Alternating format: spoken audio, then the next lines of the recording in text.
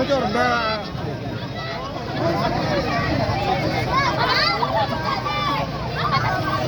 আমরা ছেলে চাই 24 ঘন্টার মধ্যে ছেলে চাই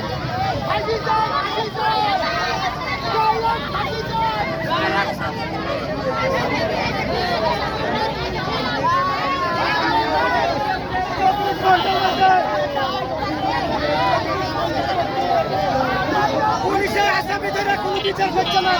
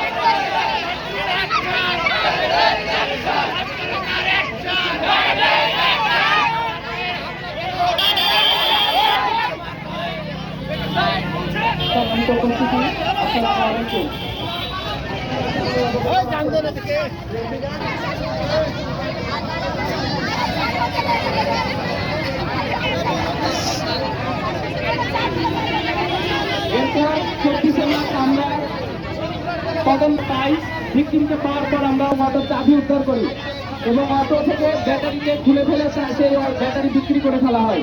একটা পর্যায়ে আমরা প্রশাসনের হস্তক্ষেপে তাকে প্রশাসনের হাতে তুলে দিই। সে থানায় থেকে কারাগারে প্রেরণ হয়েছে, কিন্তু আজকে 4 দিন অতিবাহিত হয়ে যাচ্ছে। এই 4 দিনের মধ্যে এখন পর্যন্ত প্রশাসনের পক্ষ থেকে আমরা কোনো পজিটিভ রেজাল্ট পাইনি।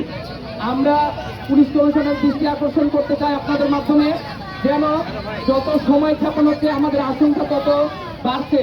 আর 4 দিন হয়ে গেল এবং ভিকটিম যেখানে 3 দিন ধরা পড়েছে সেখানে সঠিক তদন্ত হচ্ছে না। 2 নম্বর কথা হচ্ছে, একজন ব্যক্তি কখনো এই কাজ সংগঠিত করতে পারে না। একজন ব্যক্তি যদি সংগঠিত করতে পারে না, সেখানে একাধিক ব্যক্তি ছিল, 2 জন 3 জন 4 জন হইতে পারে।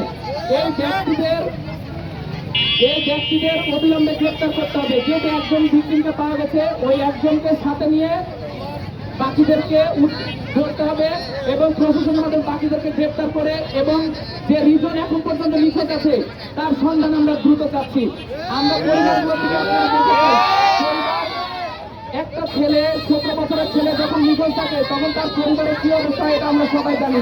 এজন্য আমরা আপনাদের মাধ্যমে প্রশাসনের দৃষ্টি আকর্ষণ করছি, যেন অবিলম্বে একটা পদক্ষেপ নেওয়া হয় এবং পুলিশ কমিশনার যেন নিজে এই বিষয়টাকে হ্যান্ডেলিং করে এবং রিজনটা আমাদের মধ্যে ফিরে দেওয়ার জন্য বিশেষভাবে ব্যবস্থা করে।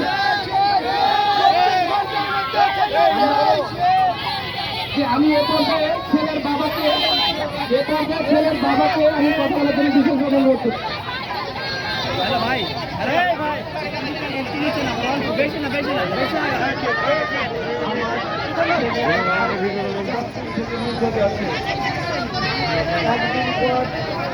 আসামিকে ধরিয়ে দেওয়া হলো, তারপরে প্রশাসন আজ পর্যন্ত কোনো বিচার নিল না, কোনো পদক্ষেপ নিল না। আমরা ভাবছে না যে আমাদের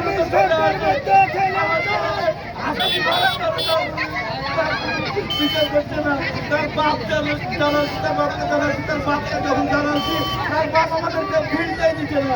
তার বাপ আমাদেরকে হেনস্থা করে দাঁড়িয়ে দিচ্ছে। তার বাপ জড়িত আছে, তার চাচা জড়িত আছে, তার ভাই জড়িত আছে, তারা ভূমি করছে, তাদের এমন কোনো কাজ করতে বাকি নাই।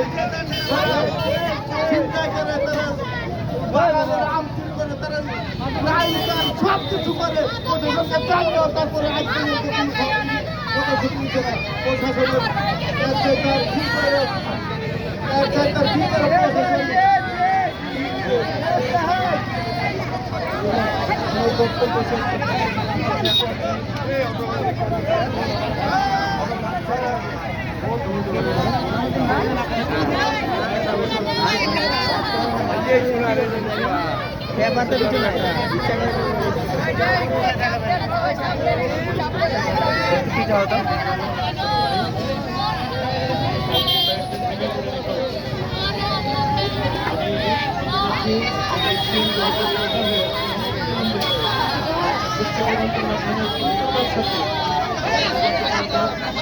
Thank you.